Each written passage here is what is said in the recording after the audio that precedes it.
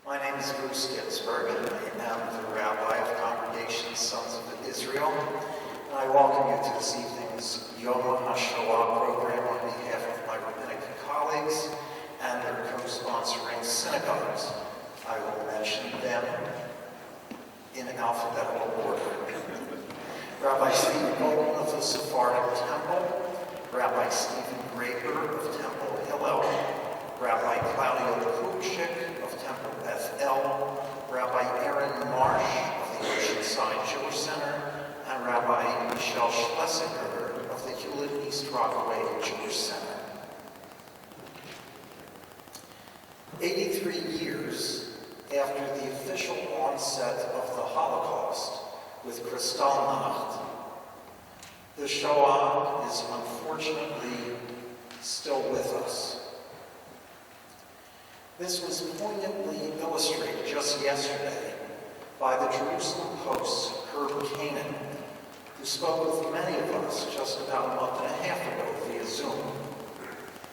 He observed in the paper that there are 1.4 million fewer Jews today than there were in 1939, a decrease of 9.2%, while the world population has gone from 2.3 billion to 7.9 billion in that same period, an increase of nearly 250%. In other words, within living memory, we Jews have become dramatically tinier as a fraction of all humanity. A sobering thought indeed. We're still struggling to somehow recoup our raw numbers, all the more so our proportionate share of the human enterprise. And it's not just a matter of numbers. Anti-Semitism endures. Not only is it rampant in Europe, in the Arab street, among Palestinians, as we were reminded just over the past week and a half, among Turks, and especially among Iranians. Not just that, but we find it right here in the United States of America, on the political right and the left, among skinheads and university professors, among people of color and white supremacists. In an age of polarization, it often seems that anti-Semitism is the one common denominator that brings the rest of the world together. And sadly, there are some indications that it's getting worse. In a study released just yesterday, the ADL reports that there were more anti-Semitic incidents in 2021 here in the United States than at any time since they began tracking such incidents back in 1979. This past year being the worst. So the Shoah is still with us. As we were reminded just a week or so ago, each and every generation, there are those who rise up against us to annihilate us. How appropriate then it is for us to assemble on Yom HaShoah and through readings, melodies, liturgical selections, and learning, extract light and hope from so much darkness. V'hakadosh Baruch Hu matzilenu mi'adam. May God once again redeem us from the grasp of the wicked. Let me mention just some administrative issues before we proceed with this evening's program. First, Maariv will be conducted in the sanctuary 5 minutes after the conclusion of the program. So for those who would like to stay and participate in Ma'ariv, that will be at the conclusion of the program. Let me mention that in keeping with our long-standing tradition, there will not be a collation after our Yom HaShoah observance. You may remember that in terms of our joint Hanukkah events and our joint Yom HaAtzmaut event, we always have a reception afterwards. This long had feeling this would be inappropriate for Yom HaShoah. So after the mortar's punished, that will be the formal conclusion of this program. Let me mention at the same time that next Wednesday evening, May 4th at 7:45 p.m. at Temple Bethel in Cedarhurst, we will be celebrating Yom HaAtzmaut together, and we hope and trust that you'll be able to join us at that time. I now call upon the President of Congregation's Sons of Israel, Dr. Mark Kowarski, to extend his greetings to you.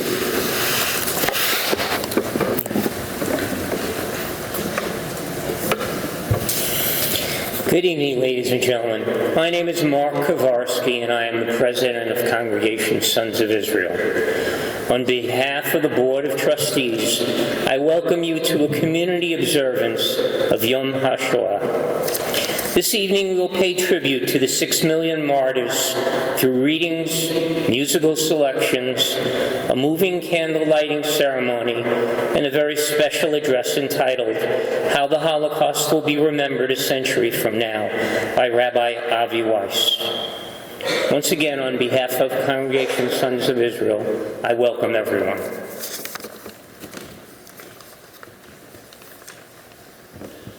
Thank you, Mark. Each of the synagogues that serves as a co-sponsor will be represented in this evening's program. I'll be calling upon several of my colleagues. You should have the program in front of you, and if you don't, just raise your hand, and one of our teen honor escorts will get a program to you. You should be able to follow the program here. You'll see that first we'll begin with a responsive reading led by Rabbi Claudio Kupchik of Temple Beth El. The indented sections are the sections that the congregation ought to recite. That will be followed by a responsive reading led by Rabbi Stephen Graber of Temple Hillel. And you'll be able to find that at the bottom of page 1. Following that, Harold Kislick, past president of the Hewlett-East Rockaway Jewish Center, will be representing Herjik in the absence of Rabbi Michel Schlesinger, who did let me know in advance that he would not be able to join us this evening. And so I now call upon Rabbi Kupchik, who will be followed by Rabbi Graber, and then followed by Harold Kislick.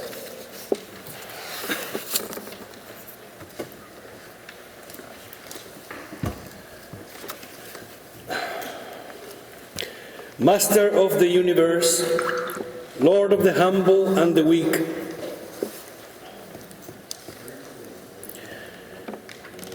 strength of the righteous and hope of all who dream of goodness and justice, mercifully hear our prayer, which arises from the anguish in our souls as we recall the Holocaust, in which 6 million of our brethren and sisters, your children of the house of Israel, were slaughtered and burned. Expand our minds that we may grasp the full horror of this reign of darkness and touch our hearts with true grief, penitence, and resolution, that we may remember and never forget. May we remember, Lord, and never forget. The burning synagogues, the brown shirts, the jackboots, and the yellow Star of David. May we remember, Lord, and never forget. The arrests at midnight, the uprooting of millions from ancestral soil, and the destruction of families. May we remember, Lord, and never forget. The ghettos, starvation, the wretchedness, and the filth. The The thick smoke from Auschwitz, Dachau, Buchenwald, the mountains of bones and the lingering stench of death. May we remember, Lord, and never forget. May the sacredness and solemnity of this hour bring to our hearts the deep resolve that they did not die in vain, but that their faith and their dreams live on in us and in our children. Amen.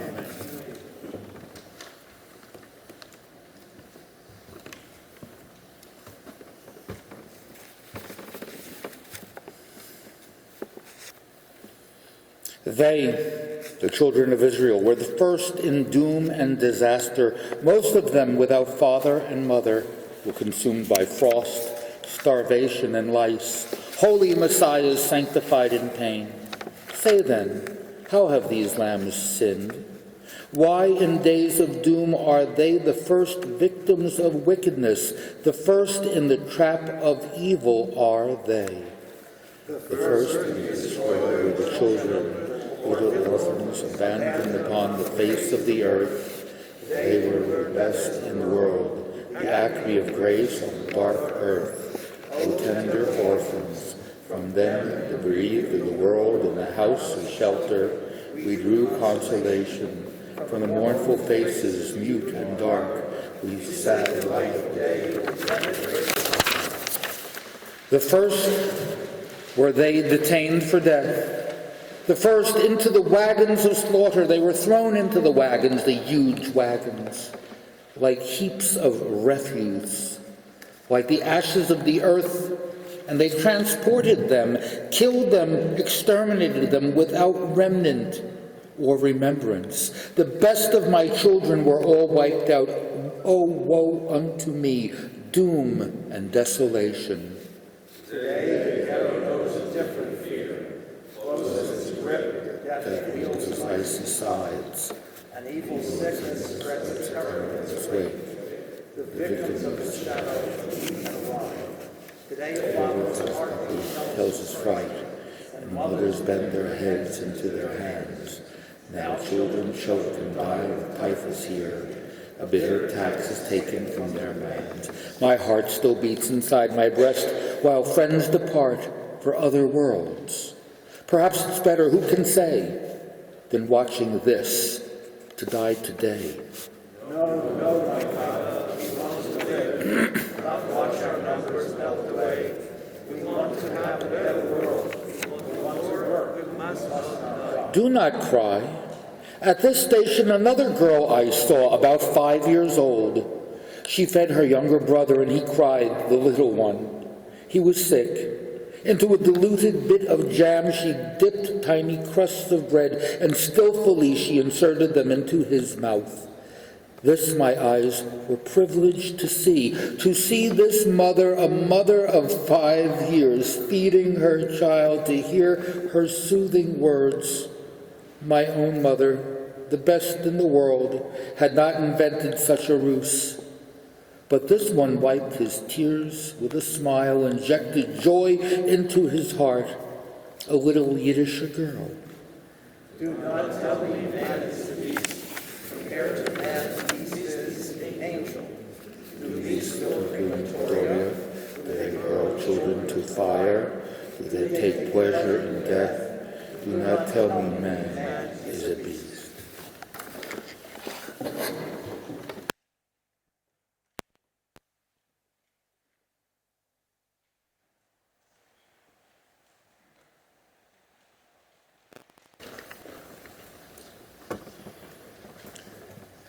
At the risk of offending, it must be emphasized that the victims suffered more and more profoundly from the indifference of the onlookers and from the brutality of the executioner. The cruelty of the enemy would have been incapable of breaking the prisoner. It was the silence of those he believed to be his friends, cruelty more cowardly, more subtle, which broke his heart. There was no longer anyone on whom to count. Even in the camps this became evident. From now on shall live in the wilderness, in the void, blotted out of history. It was this conviction which poisoned the desire to live. If this is the world we were born into, why cling to it? if this is the human society we come from and are now abandoned by, why seek to return? At Auschwitz, not only man died, but also the idea of man. To live in a world where there is nothing anymore, where the executioner acts as God, as judge, many wanted no part of it. It was its own heart the world incinerated at Auschwitz.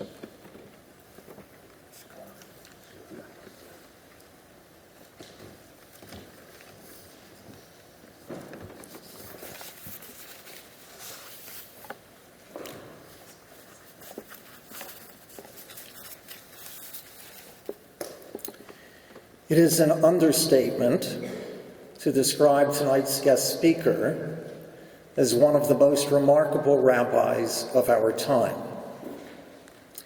He arrived in Riverdale, New York in 1973 to take the helm of the Hebrew Institute of Riverdale at a time when the fledgling congregation met in a simple house known affectionately as the Bayit.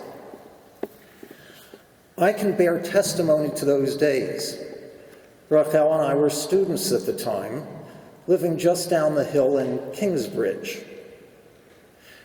We occasionally took the hike up the hill to see the charismatic young Rabbi Weiss and his wife Toby out in front of their modest shul, rocking their infants and toddlers in baby carriages and strollers. By then, he had already developed a reputation as an activist, an early leader of the student struggle for Soviet Jewry, which he later led for a decade. He was soon organizing rallies in New York City and Washington, D.C. on behalf of Israeli, Iranian, and Argentinian Jewry. Inspired by Mahatma Gandhi, the Reverend Dr. Martin Luther King Jr., he adopted their commitment to passive civil disobedience, getting himself arrested for the causes in which he believed, more often than both of them combined. It might sound like high adventure, but to organize a demonstration that gains the traction it deserves takes a withering amount of organizing skill and hard work. It also takes a lot of talent. It is one thing for a rabbi to deliver inspiring sermons, as he did regularly at the Hebrew Institute of Riverdale, or to deliver university quality lessons, as he did for decades at Stern College for Women. It is yet another thing to stir a crowd of hundreds or thousands in the streets of Manhattan to cheers, or to distill a complex message into a sound bite that would be picked up by national and international media. Back in those days, Rabbi Weiss was often referred to as a firebrand, or less affectionately, as a rabble-rouser. But his breadth and depth were evident to me from early on. So it didn't surprise me that when he entered middle age, without losing any of his youthful passion, he began writing serious books, each one absolutely unique. One on women in Judaism, another on activism in the pursuit of justice, yet another on the spirituality of holistic prayer, still another on the Soviet Jewry movement, and an even more recent one on the movement he founded, known as Open Orthodoxy. Here at Sons of Israel, we read 2 of those books, cover to cover, and used a third as a key resource in 3 separate adult education courses I have taught over the years. I can't wait to see his next book, soon to be published, on the Torah of love and compassion. Love and compassion, by the way, is a key component in Rabbi Weiss's oeuvre. Yes, he is known for his trademark bear hugs, but it's more than that. I recall 45 years ago hearing from some friends that when their daughter took a bad fall in front of his synagogue and was rushed to a Manhattan hospital on Yom Tov, Rabbi Weiss walked dozens of blocks to give comfort to the shaken family. I've also noticed how he made the Hebrew Institute of Riverdale into a pioneer for accessibility to the physically challenged and inclusivity for those with special needs. Rabbi Weiss's little bayit has over time turned into a house for 850 member families. And he has built other institutions too, among them Yeshivat Chovevei Torah, a rabbinical school for men, and Yeshivat Maharat, a rabbinical school for women, the dean of which, Rabbi Sarah Hurwitz, recently shared her time with some of us at Sons of Israel via a fascinating Zoom session. It is because of the breathtaking, multi-dimensional quality of Rabbi Weiss's dedication to the Jewish people and humanity that my 5 colleagues and I invited him to address us this evening, but especially because of his particular attachment to the Shoah. As a member of the second generation, as the author of the Haggadah for the Yom HaShoah Seder, and as an activist who challenged President Reagan at Bitburg, United Nations Secretary General Kurt Waldheim at Salzburg, and the Vatican at the Auschwitz Convent. Addressing us on the topic, how the Holocaust will be remembered a century from now, we are privileged to have with us this evening my friend, colleague, and teacher, Rabbi Avi Weiss.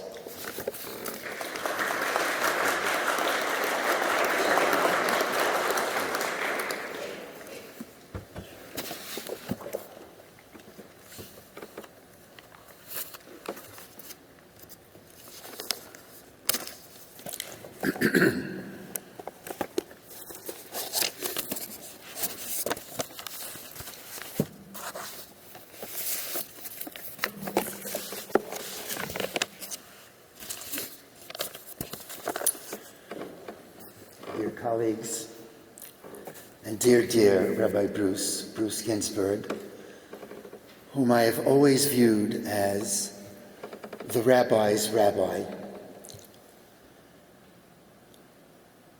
my heart overflows with respect and gratitude and love for all that you have done, and may our friendship grow and grow, mala mala, as you make aliyah, your ultimate dream with Rachel and your wonderful children and their families.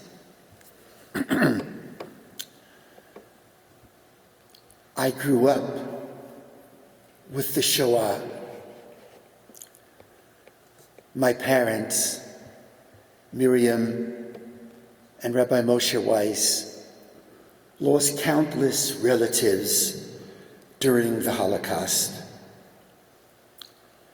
And so from the time I was a young child,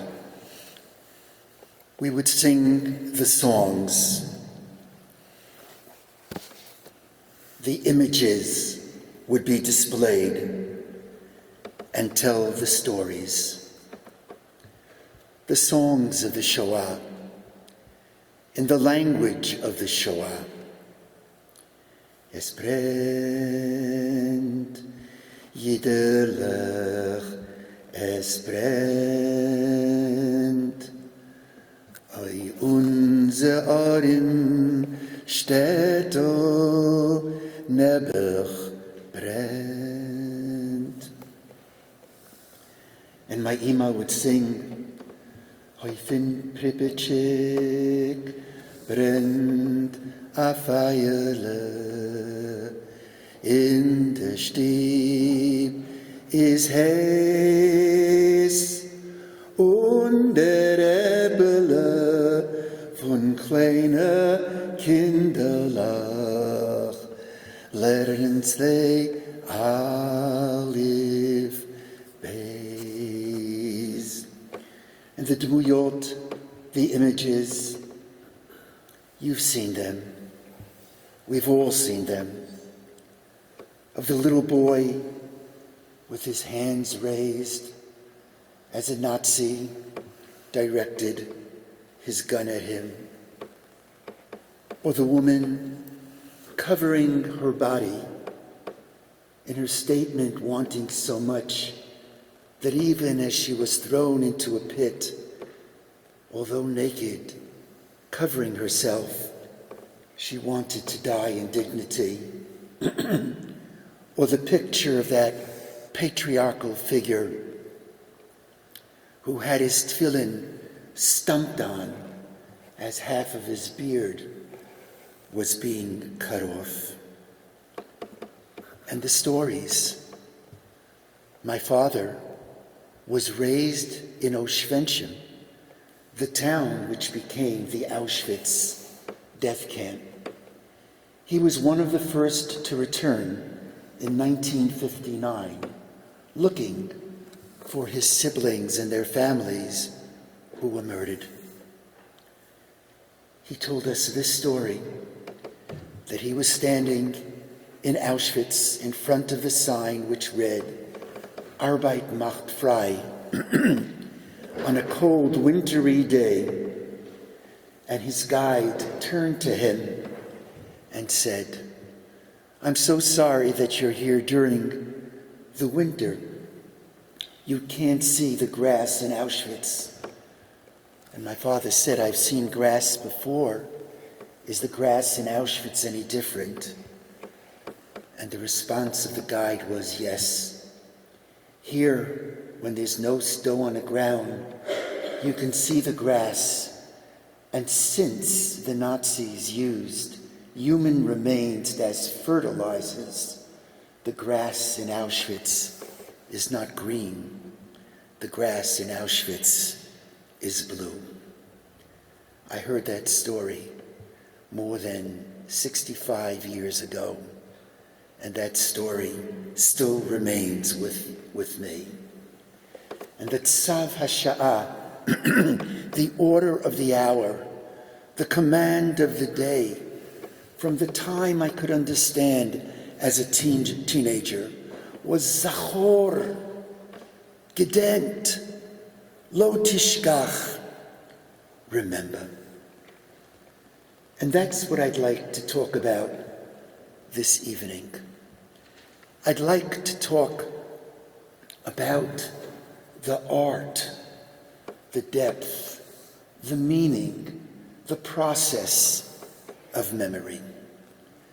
My sense is that what can be called Shoah memory has gone through several stages, and those stages parallel the Jewish mourning process of Avelut. What is the first stage of mourning in Judaism?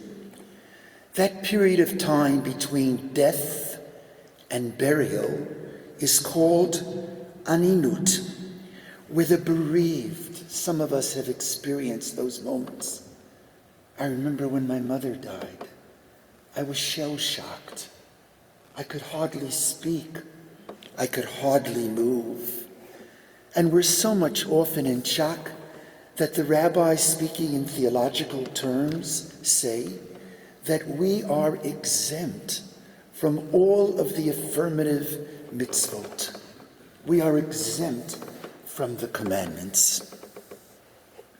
For the 6 million, that period of aninut, not for one person who died, but for 6 million who were murdered, lasted 15 years, even 20 years. And during that time, with some exception, but during that time, the survivors hardly spoke. I went to Rabbi Jacob Joseph High School. Many of my teachers were survivors. I never heard their stories. And I came to understand that it's understandable that they couldn't speak. Just a few years after the Shoah, so many survivors were traumatized, preoccupied with picking up the pieces. The memories were too painful to retell so soon. And truth be told, the world, even Am Yisrael, we were not ready to listen to their stories. But beginning with the Eichmann trial in 1961 and 1962, and of course extending to Milchemet Sheshet Hayamim, the Six-Day War, Am Yisrael, in a certain sense, moved from Aninut to Shiva, moved to that 7-day period in our personal mourning process, when we're sitting on those low stools in our homes, recalling memories as friends and family who visit listen to our stories. Similarly, in the 60s, especially the late 60s, survivors were ready to speak, and Am Yisrael was ready to listen. Shoah memory, starting then, extending powerfully into the 80s and 90s, became the subject of books, TV series, documentaries, academic curriculums, even public school academic curriculums, reaching a crescendo in the 1980s here in America, with the United States establishing the United States Holocaust Memorial Museum on federal land. Every year since, the American government contributes close to $50 million to support that museum. And Schindler's List, and the extraordinary writings of one of the great voices of the Shoah, Elie Wiesel, alav hashalom. The Holocaust was being carefully studied by theologians, psychologists, and historians. Eliezer Berkowitz, my Rebbe, a mentor, who wrote The Magnificent Faith After the Holocaust, a wonderful philosopher and theologian, he writes that anyone who was a victim of the Third Reich was holy.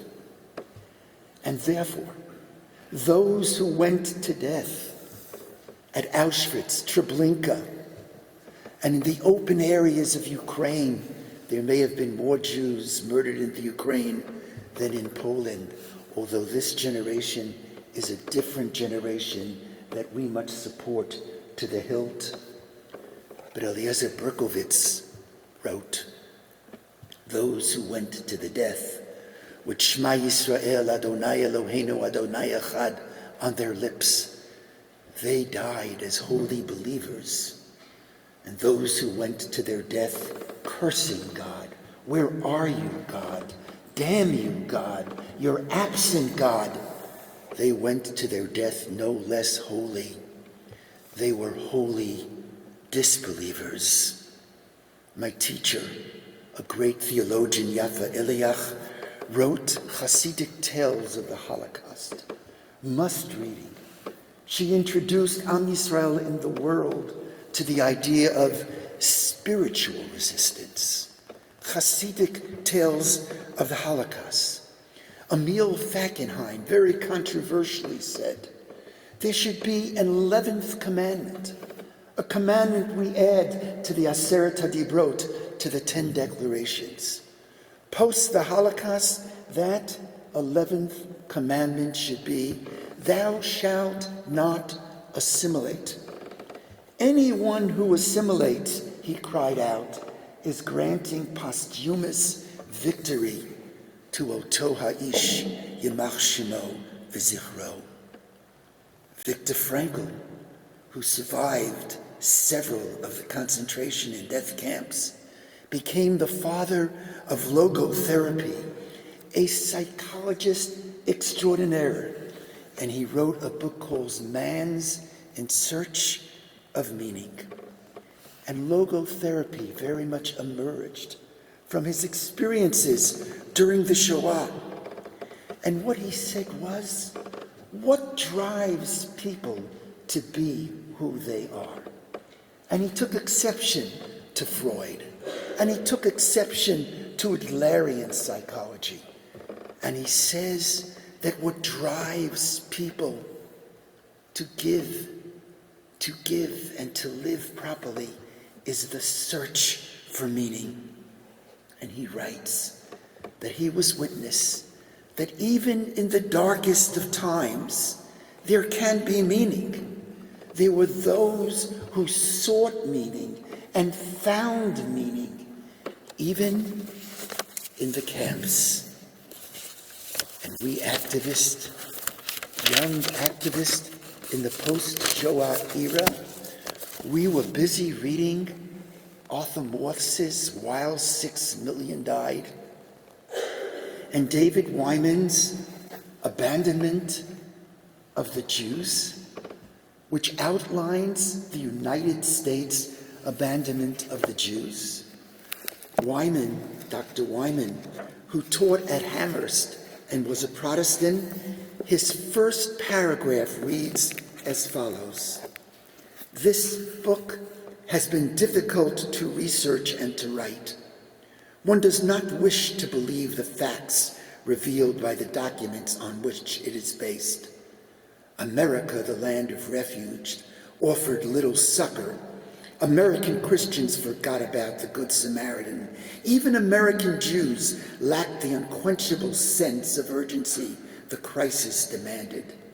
The Nazis were the murderers, but we were the all too passive accomplices." And so our clarion call became, never again, never again, never again will we be silent.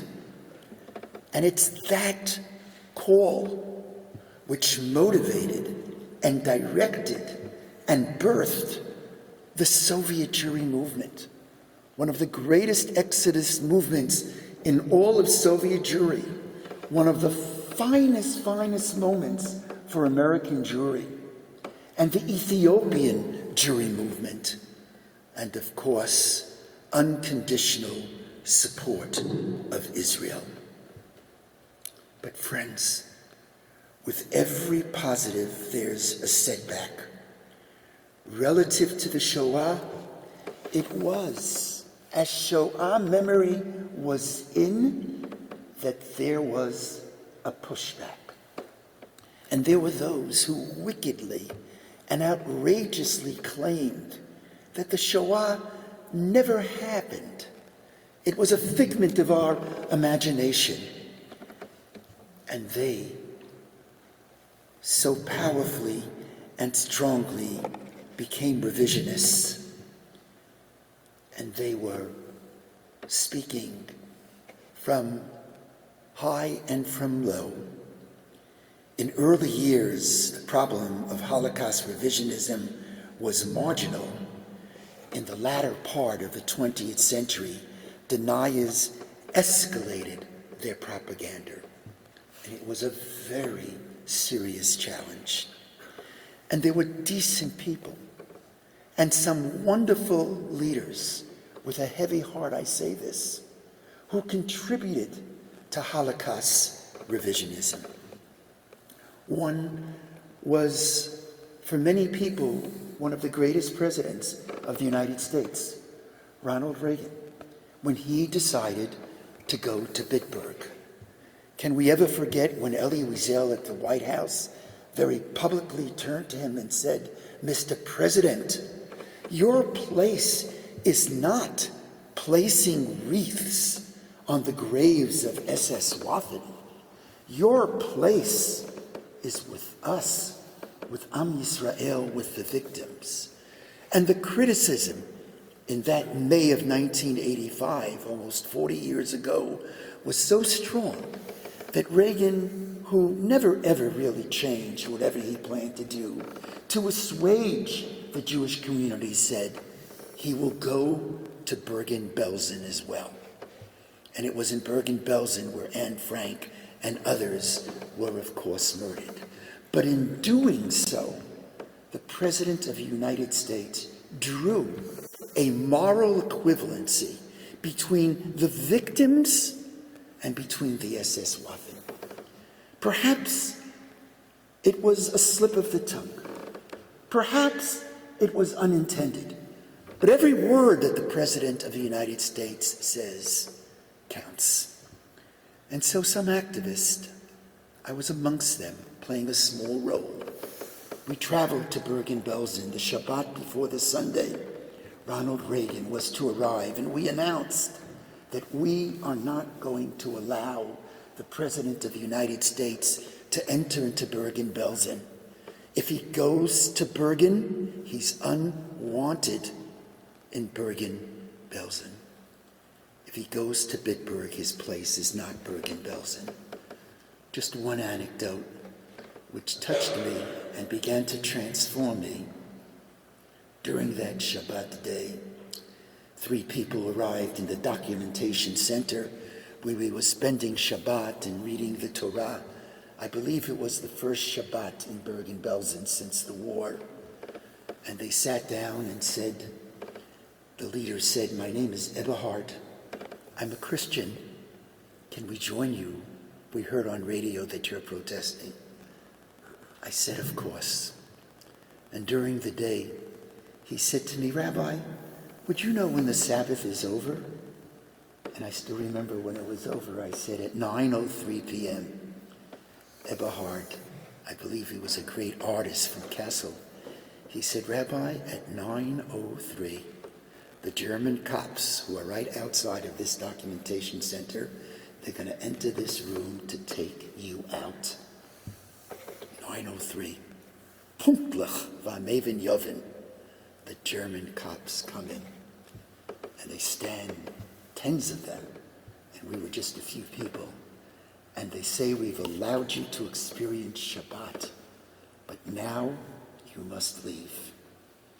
And Eberhard, at that moment, this holy Christian stood up in front of the cameras of the world, and he said, "I hereby declare that the Sabbath will continue forever into this week." And of course, we refused to leave, and we were taken out. Pope John Paul II, he did some wonderful things, but he embraced Kurt Waldheim. When a leader like Pope John Paul II embraces Kurt Waldheim, an unrepentant Nazi, this gives legitimacy to his past. And he called him, even if the Catholic way is to forgive everyone, he called him that day. It was in June, the end of June, 1987. He referred to him as a Prince of Peace. Prince of Peace. And so we traveled to St. Peter's. Traveled those days from Poland to Italy to Turkey, wherever Waldheim went, we followed him, together with the great Nazi hunter, one of the greats of our time, Beate Klarsfeld. And the first time we confronted the Pope, I was again with a wonderful Catholic nun, Sister Rose Thering, a legend in her times. And we were standing in Ballhausplatz. This was in July of 1986. And after the inauguration, they have what's called the Parade of the President. And Waldheim was marching with thousands of people. And a few of us, we were standing on chairs wearing mock death camp uniforms with yellow stars. And Sister Rose was standing with us. Austria is 95% Catholic.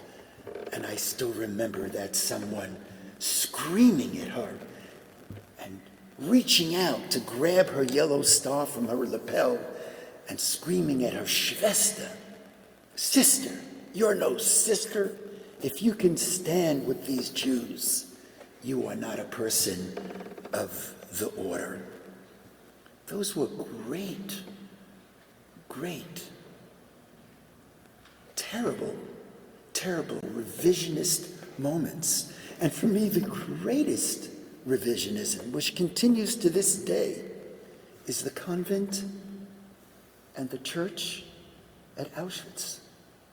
I have deep respect for people of all faiths, Christian, Muslim, Buddhist, Hindu, and for that matter, for agnostics and atheists. Deep, deep respect. I have deep respect for all places of worship, whether it is a mosque or a church. And I've been in mosques after difficult times, and churches just recently, the Ukrainian Orthodox Church in Yonkers, to express our solidarity with the Ukrainians as the Russians have invaded. We all must have deep respect for people of all faiths and symbols of all faiths. But friends, a convent and a church does not belong at the largest Jewish cemetery in the world. It doesn't belong. And after many, many protests, in one protest, I protested with your son, with Jacob Davidson, a young man, so strong, and we were beaten. We don't believe in using any violence in social action, but we were beaten and thrown out, and it seemed to us that it was a small little demonstration, but it became an international story, especially when the Cardinal of Poland, if you remember the story, he accused us of coming to Poland, to the convent, which was then occupied by Carmelite nuns, that we had come to destroy that building and to murder the nuns. Joseph Glemp, this is what we accused him of, and we actually, with Alan Dershowitz's help, we sued him. Now, why did we do this? Why did we return, even after the convent was moved, after many, many protests, the church in Birkenau? And understand, in Auschwitz, there's Auschwitz I and Auschwitz II. Auschwitz II is also Birkenau. Birkenau is the real theater of death, where 97% of those murdered in Birkenau were Jews. 1.1 million Jews were murdered in Birkenau. And to this day, when you walk into Birkenau, that church is right there in the former commandant's headquarters, where women, Jewish women, were abused and raped. Why did we protest? Because of Shoah memory. 100 years from now, 200 years from now. And what's 500 years in history? It takes just an instant when one considers all of history. With those camps decaying and Auschwitz is deteriorating, when people will walk in, all they're going to see is the church and the crosses. What will people then think? We won't be around. Survivors won't be around. The first generation, second generation, fifth generation won't be around. What will people then think? They're going to think that the Shoah was either an attempt at Christian, especially Catholic genocide, or that the Vatican, during the Shoah, was protecting Jews, when of course that was not the case. Now we're entering into a different stage of memory. There was the Aninut stage, when the survivors couldn't speak. And then there was the Shiva. Maybe it went into the Shloshim, the 30 days of mourning. Maybe it extended into that year of mourning. But we're entering into a phase which is well beyond that 12-month year of mourning. The Shoah is receding in memory.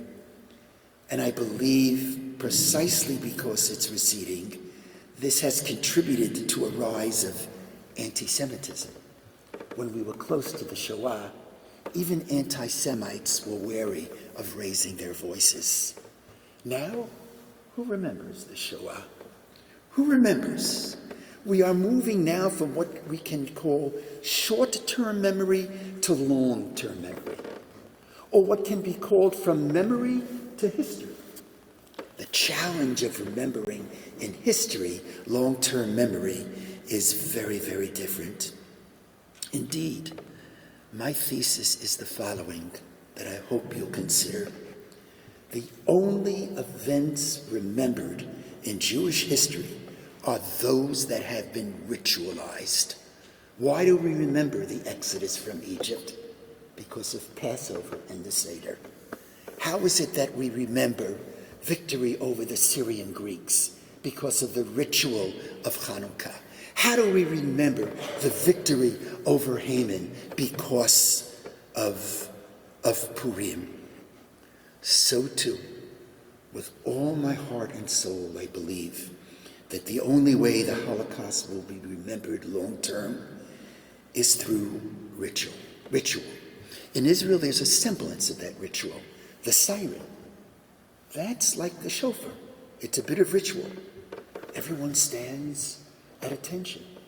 The theaters tonight, this night, in Israel, in Tel Aviv, restaurants are all closed. I saw the headline from Yediot Achronot, the full front page. It read, Lechol ish v'isha yesh shem.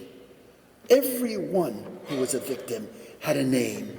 They weren't just numbers, they were names. And towards that end, we've made a modest contribution by writing what we call a Haggadah L'Seder Yom HaShoah. We follow the Passover format by telling and singing the story of what happened, as if it happened to all of us. And we not only tell the story, but like at the Passover Seder, we reenact it. At the Passover Seder, we don't only remember that it was bitter in Egypt, we eat the bitter herbs, the maror. We not only remember that we were freed, but we drink the wine reclining, the symbol of joy, the symbol of freedom. We consume the matzah. Matzah was the bread of affliction that we ate as slaves. And it was also the bread that we ate as the dough couldn't rise. We ate flatbread as we left. We eat the matzah, the symbol of from slavery to freedom. And here are some of the reenactments that we've suggested in this Yom HaShoah Seder.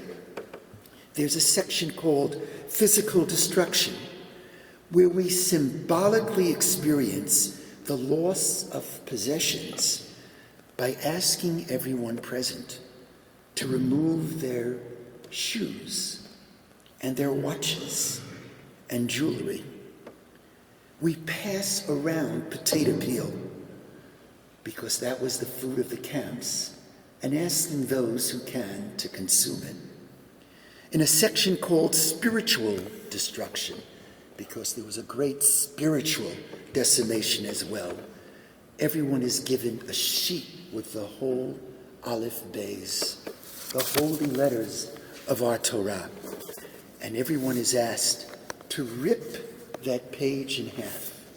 And some of those pages are taken into the center. We sit in an igul, in a circle, like around the Pesach table, and in a small little fire, we burn the Aleph Beis as an attempt to enact that horror. And as the Nazis, Yimach Shemam, undermined our dignity by tattooing a number on our arms for those who wish, we stamp numbers on arms of those present. And in another section called Destruction of Children, seeking to re-experience those moments, the suffering of families torn apart, children, and there are many children who come, we ask them to separate from their parents, and they walk to a corner of the room which is roped off. Whenever that happens, it really just breaks my heart, and we're just seeing it. We're seeing it as it's acted out, trying to imagine, trying to experience in a teeny, tiny way what occurred. And the Seder draws to a close with a section on resistance. Yom HaShoah is not only Yom HaShoah, it's Yom HaShoah v'Hagvura. It's a day of remembering the Holocaust, but a day of remembering our strength, the strength of those who were there, the resistance of just trying to survive, the physical resistance, the spiritual resistance.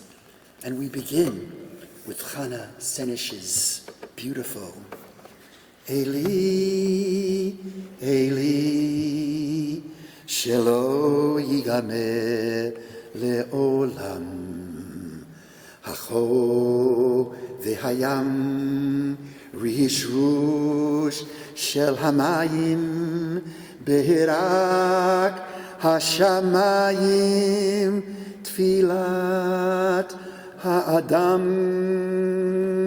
O Lord, my God, I pray that these things never end. The sand and the sea, the rush of the waters, the crash of the heavens, the prayer of the heart. Hacho v'hayam rihishush shel hamayim birak hashamayim tfilat ha'adam. One final thought. We're living in difficult times. Just recently, 14 of our brothers and sisters were murdered in terrorist attacks in Israel. And we're living in a time where, as much as we called out never again, in a certain way, not anywhere close to the dimensions of what occurred in the Shoah, it's happening again in the Ukraine. But friends, I wanted to leave you with the following. These are difficult times, with Hamas down south, Hezbollah up north, Iran literally right near the Golan Heights. Difficult times, but we're living in glorious times, times of Gvura. We've lived through the greatest Jewish exodus in Jewish history, the freedom of Soviet Jews. We've experienced the establishment of the Jewish state, the state of Israel, Od Lo Avda Tikvatenu, and that state has flourished. 600,000 Jews in 1948. Today there are almost 7 million Jews in Israel. That's why Yom HaShoah is tonight. For the international community, it commemorates the anniversary of the liberation of Auschwitz, January 27th, 1945. For some Jews, it's a piyut, a prayer we say on the 9th day of Av. It's subsumed in the 9th day of Av when we mourn the destruction of the temple. Or the Yom HaKaddish. There were so many who perished, who left no one to say the Kaddish. Some looked to Asara B'Teves, a minor fast day, and said, that's the day when our whole community will say Kaddish. Why did the Knesset choose now, this day?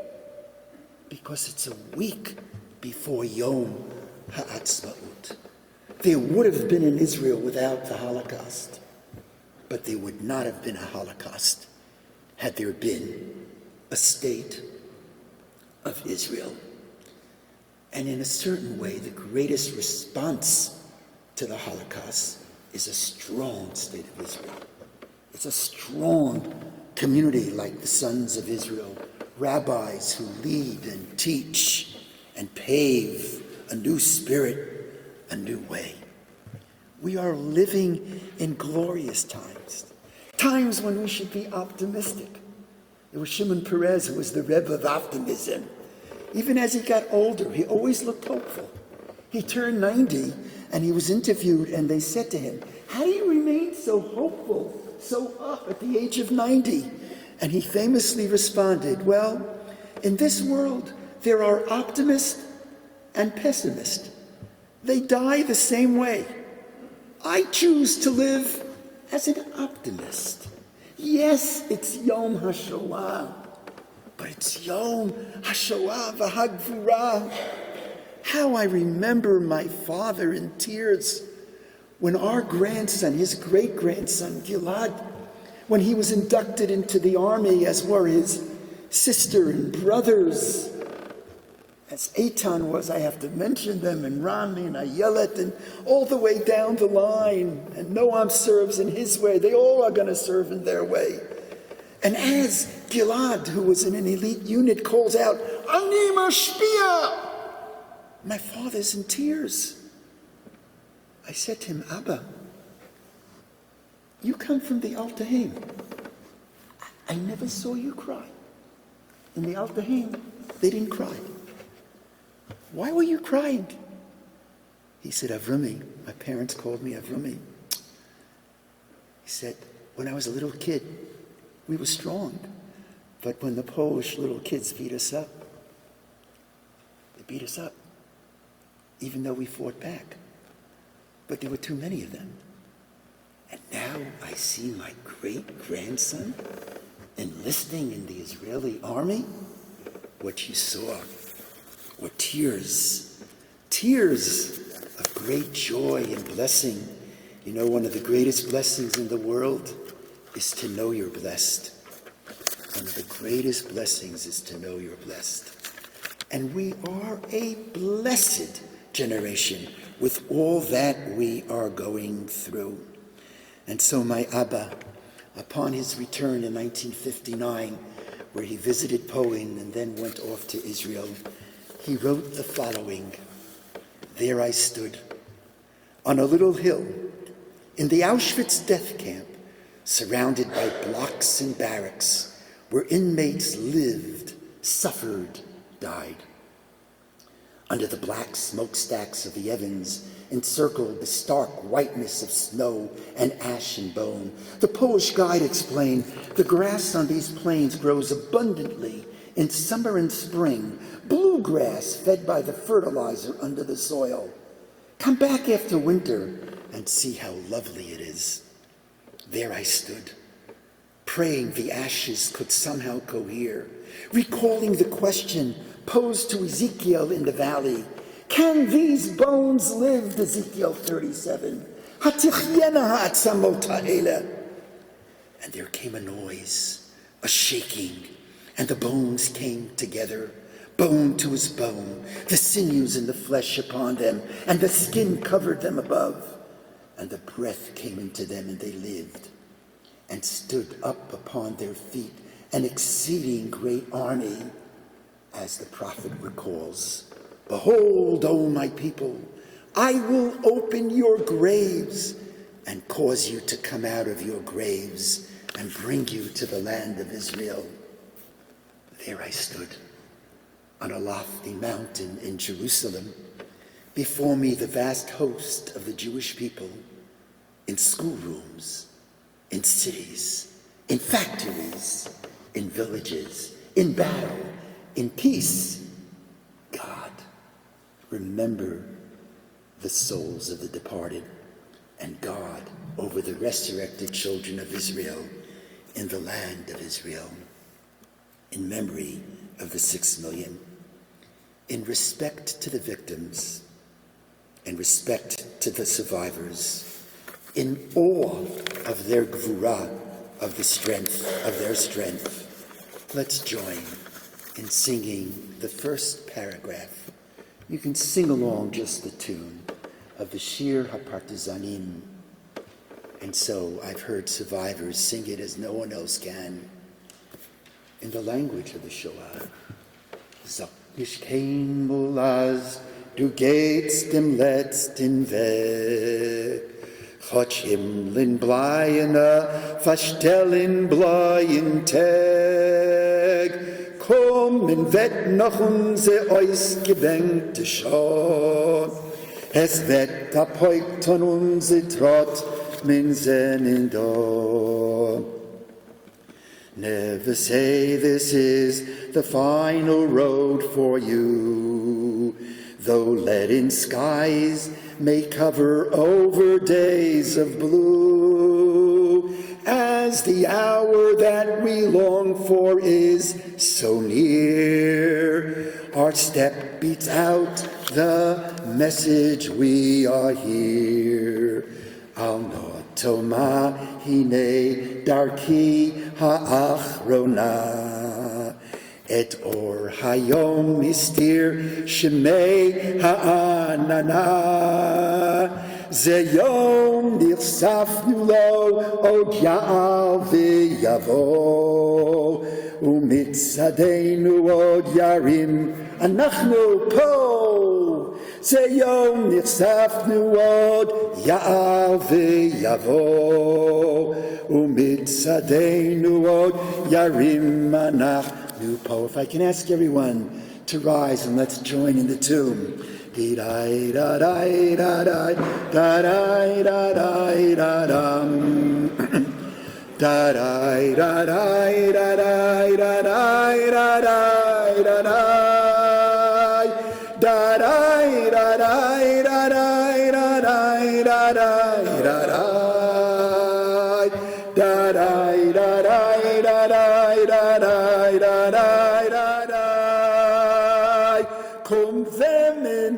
Komm, wett nach unser ausgebänkte Schau, et wett apoit on unser Trott, wir sind in da. Da-dai, da-dai, da-dai, da-dai, Am Yisrael Chai. Da-dai, Am Yisrael Chai. Od lo avda tikvateinu me'ezen da. Anachnu po, we are here. Am Yisrael Chai v'yichyer.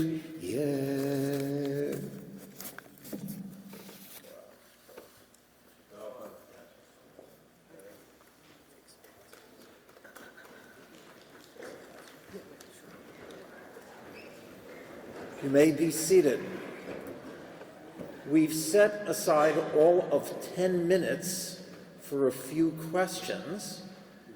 If any of you have any questions, Rabbi Weiss will do his best to respond. I will ask that if you ask a question, it be a question rather than deliver a speech.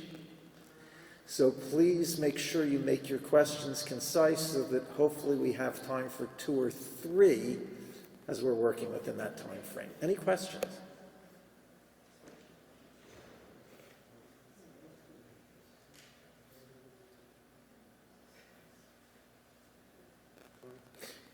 I will break the ice with one question, only to encourage you with others. Before, Rabbi Weiss did mention the United States Holocaust Museum. There are other museums, one in Battery Park, one in Nassau County. There's the Simon Wiesenthal Tolerance Center. The people behind each and every one of these institutions do incredible work. But it seems to me that there might be a challenge in the museums, and I'd like to see what your thinking is, Rabbi Weiss, in that in order to make our experience through the Shoah relevant to others, various comparisons are made to other genocides or suffering of other people. We wouldn't want the Holocaust to be so unique that others couldn't relate to it at all. But there seems to be a danger in making everything analogous. Have you wrestled with that problem, and how do you suggest Jewish institutions such as the museums I mentioned might be able to navigate that tension?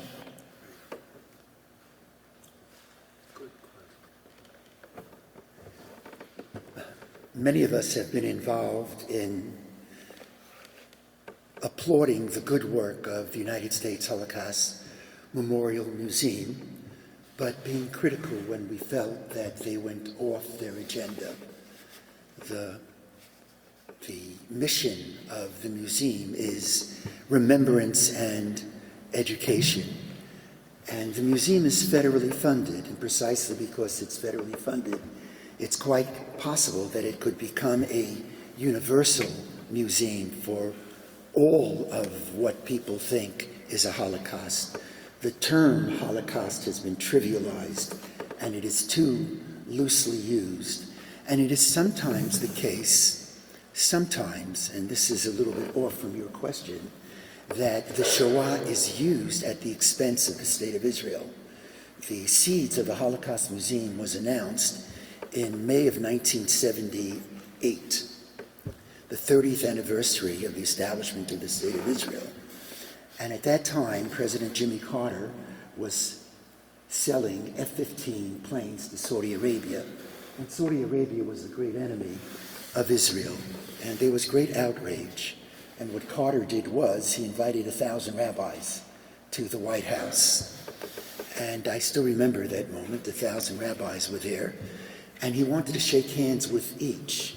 And it was at that time, in front of the 1,000 rabbis, that he announced the museum.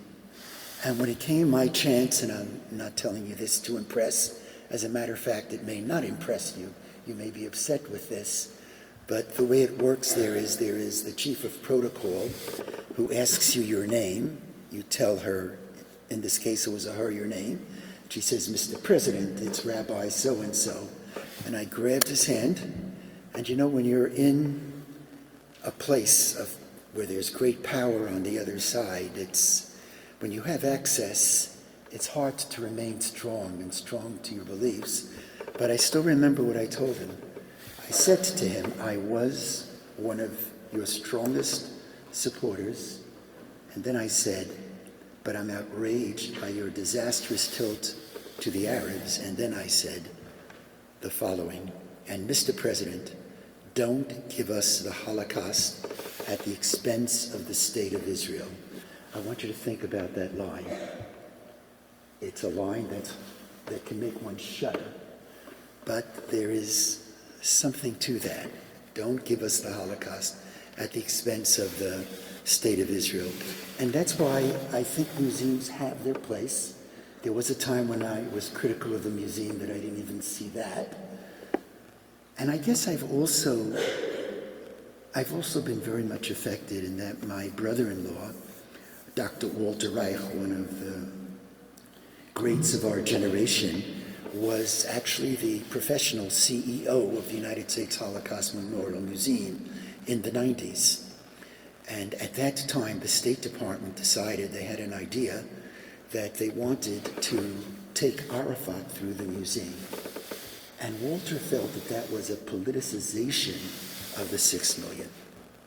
And he said he won't do it. And it's complicated what occurred. Elie Wiesel came out on his side, but the museum said, Walter, he's going to come, and you'll take him through the museum. And Walter, in front of these powerful individuals on the board, said, no, I'm not going to take him through the museum. Will you be able to control if he comes out of the museum? And he says something like, oh, that's precisely what the Israelis are doing to the Palestinians. It's all the same. And I know that recently there were people in the State Department who have actually said that idea was just the thinning of the brain idea, the idea of bringing them through the museum. So that's why I don't believe that the museums I think they contribute, but they're not the only way. And ritual really, I think, is the way for long-term Shoah memory to always be remembered. Other questions, thoughts? Yes, please.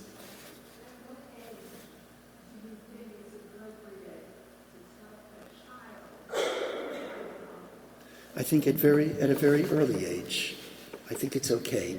I think that there probably are, I'm not aware of them, but there probably are children's books which deal with it, and you need the right writers, the correct writers and child psychologists. But, we expose our children to Yetziat Mitzrayim. I recognize the Shoah is different, but in a way that a child can receive it, I think it would be appropriate. But I think people are much smarter than I am, who are really experts in this area, can probably offer better advice. take one more question or comment, if there is. Yes, please. This won't be a popular statement, but here it is. 6 synagogues, and this is our turnout. What should we do to fix this problem next year? Well, I once heard a story. I'll tell you who told me this story in a moment. But the story goes that during the 30s, Jabotinsky, my hero, and I think it was Nachman Goldman, used to make the rounds talking about Zionism in Israel and Europe.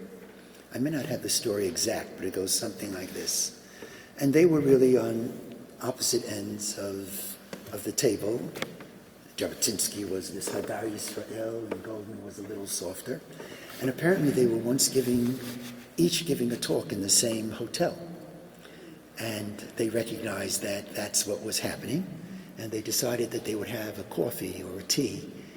And these two adversaries, even though their ultimate cause was the same, they would sit and talk. And so Jabotinsky says to Goldman, "No, Nachum, how'd you do?" He says, "How did I do? How did I do?" As usual, they didn't have to advertise, I didn't have to prepare.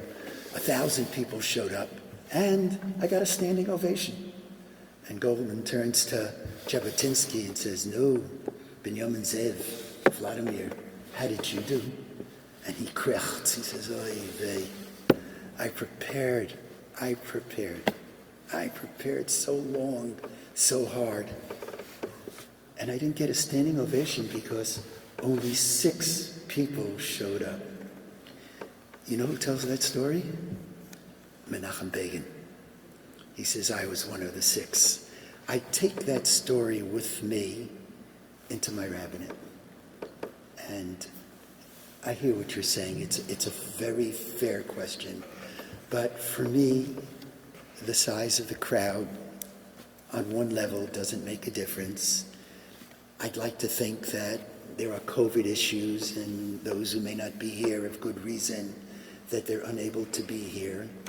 But I think one of my principles of spiritual activism, and I don't mean to God, I think your question is a fair question, and what I said before was not a direct answer, but just an anecdotal that you never know. Everyone could become that Menachem Begin, you never know. But one of my principles of activism is tenacity. We have to stay at it. And we have a great challenge. We have a great challenge to do all we can to see to it that the Shoah is remembered. And I want to humbly ask that we start thinking about how can we possibly do this? How can we possibly do this?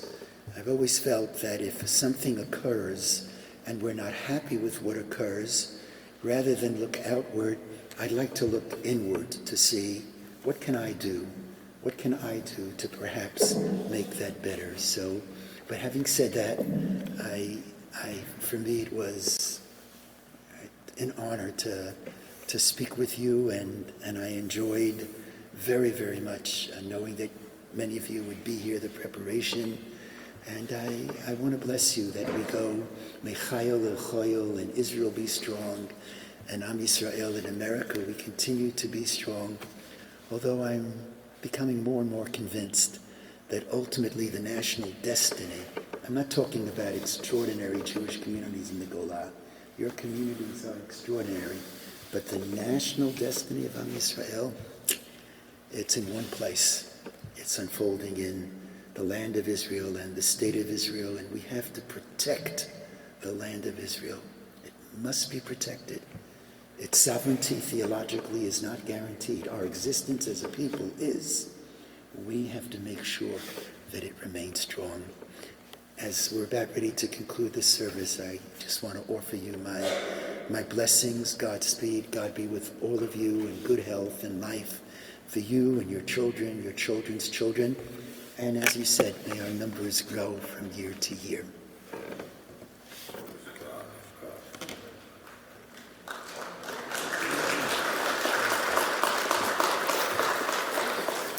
I can tell you over the years, Rabbi Weiss has been very consistent on that point. He's been in front of crowds of tens of thousands at a rally that he organized, and he's been in front of a crowd of a couple minyanim that he put just as much heart and soul that he organized. But even though we know in order to publicize something, you need the big crowd and you need cameras there, he's always said that there is spiritual value no matter what the quantity is. One other thing is, of course, we have a good number of people on Zoom this evening, and so there are people that have been benefiting from this evening's program via Zoom. It gives me an opportunity to thank David Sherrick, who has been Zooming for us and live streaming, and also an opportunity to thank our teams who will be deploying in just a moment during the candle lighting ceremony. I now call upon Rabbi Aaron Marsh of the Oceanside Jewish Center, who will lead us in a responsive reading at the bottom of page 3.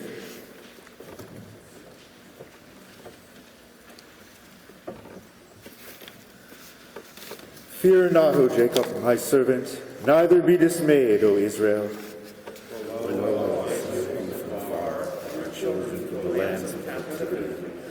O Israel, you shall again be quiet and at ease, and none shall make you afraid. For a brief moment have I forsaken you, but with great compassion will I gather. For even if the mountains depart and the hills move, my kindness will not depart from you, nor my covenant of peace be removed. When you pass through the waters, I will be with you, and through the river, the rivers shall not overflow you. When you walk through the fire, you shall not be burned, neither shall the flame kindle upon you.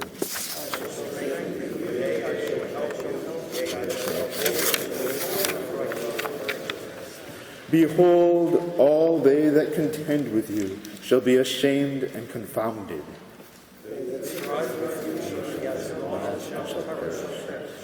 In righteousness shall you be established, you shall not fear. You have been forsaken and shunned. I will make you an eternal pride and joy to all ages. Fear not, for I am with you. Be not dismayed, for I am your God.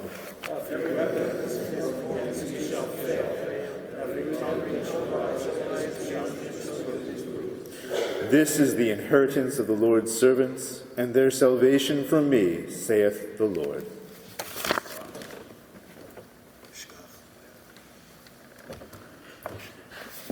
Momentarily, Cantor Moshe Weiss of Congregation Sons of Israel will be singing Ani Ma'amin.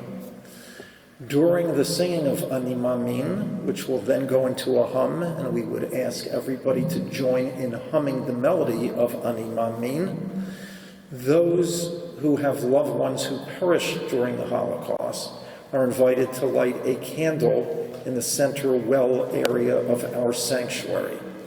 I would ask those who have indicated to us in advance their names and the names of the loved ones who have perished to please line up in this section of the sanctuary, and we ask our teams to come so you can accompany each family.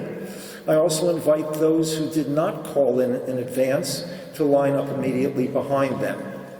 Those who did call, I'll ask you to line up in alphabetical order, because during the humming of Ani Ma'amin and during the candle lighting ceremony, Rabbi Stephen Golden of the Sephardic Temple will read the names of those who will be lighting candles and their loved ones who have perished. I now call upon Cantor Moshe Weiss and Rabbi Steve Golden. And once again, I invite all of those who have indicated to us in advance that they will be lighting candles to please line up near Marcel Buxbaum, Congregation Sons of Israel's ritual chairman. And those who didn't have an opportunity to call in advance should also gather in this side of the room so that we can include you in the lighting.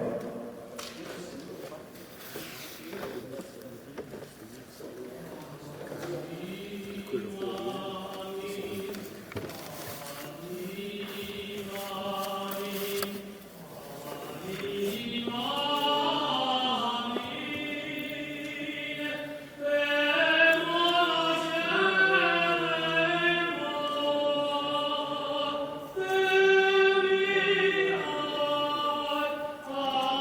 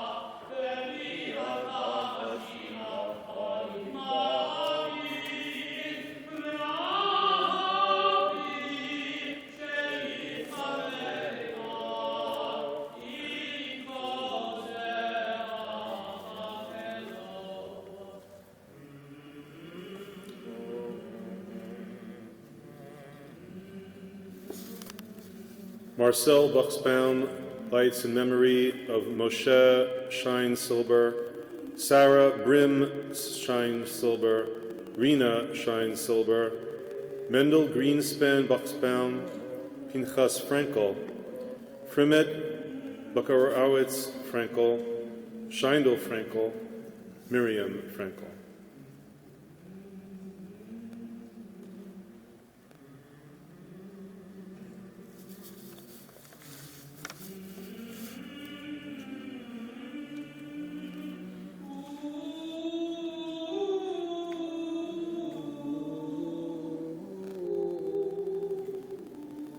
Leanne Foyer lights in memory of Adolf and Marie Reich, Amelie and Jacob Krochmal, Renata, Leanne and Siegfried Krochmal, Fanny and David Gottesman.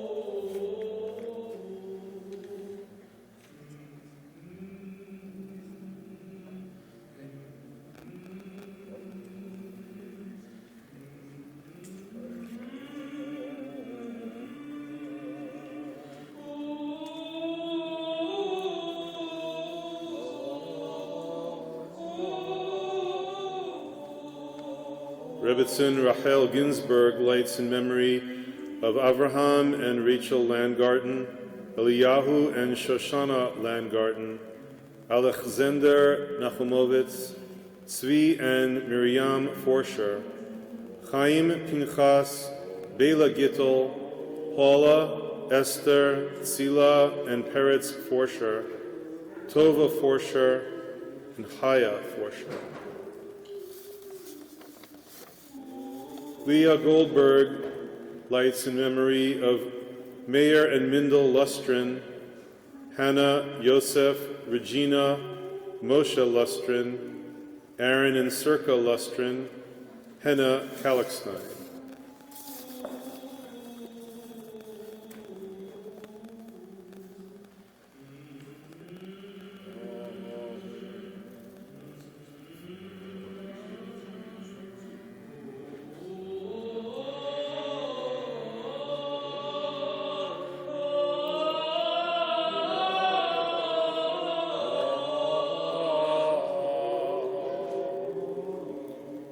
Joan Kowarski lights in memory of Adolf Hess and Johanna Falk.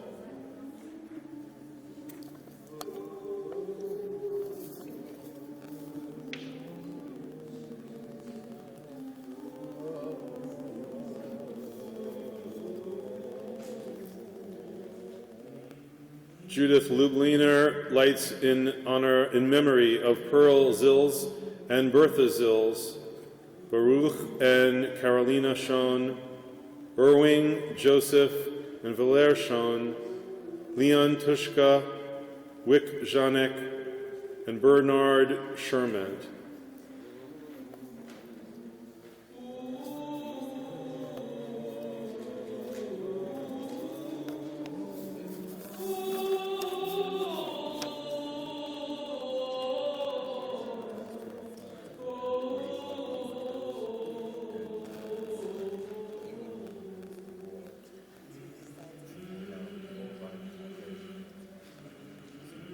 Peter Savitt lights in memory of Joseph and Leah Avseyovitz, David and Jonathan Avseyovitz, Miriam Keller, Eugene, Martin, Adam, Leslie and Rose Pearl, Cadis Schwartz, and Elizabeth Keller. Alex Strater lights in memory of Brana, Getzel, Isaac and Sinai Strater, Yehudit and Sylvia Moldovan.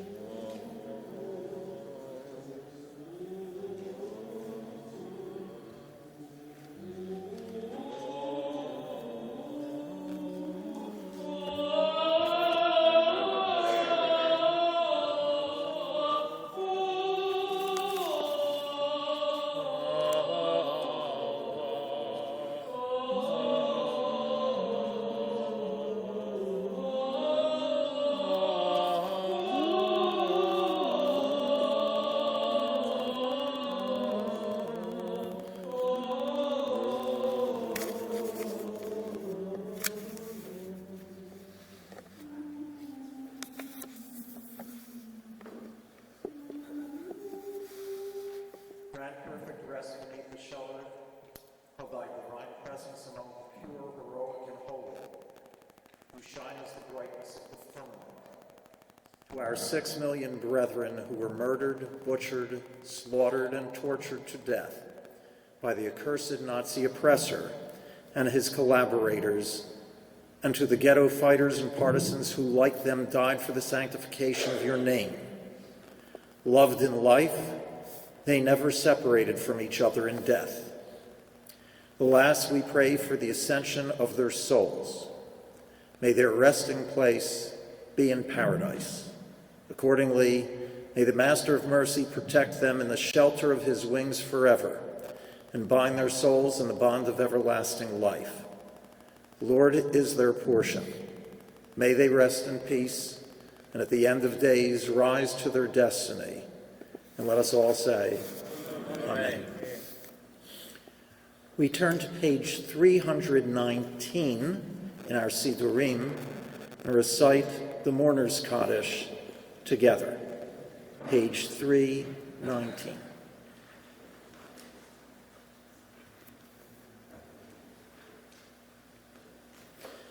Yitgadal v'yitkadash shemei Rabbah v'yalmad yivrach Yerutei v'yamlich malchutei v'chayechon v'yomechon v'chayei d'chol beit Yisrael v'agala v'zman kariv v'yimru Amen.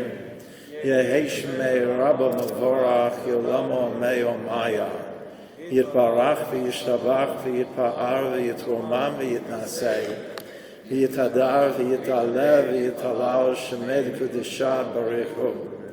Le'ela min kol birchata v'shirata tushbachata v'nechamata v'amiram b'yama v'yimru Amen. Yehei shulam araba min shemaya v'chaim aleinu v'yal kol Yisrael v'yimru Amen. Oseh shalom b'mromav hu ya'aseh shalom Aleinu v'yal kol Yisrael v'yimru Amen. Extend the Yasher Koach to each and every one of you who joined us this evening on Leil Yom HaShoah. I thank my colleagues of the co-sponsoring synagogues for being involved in this effort. A special thanks to Rabbi Avi Weiss for his illuminating, informational, and inspirational message. May it give us chizuk, strength, a sense of solidarity as we march, God willing, with greater strength and hope into the future.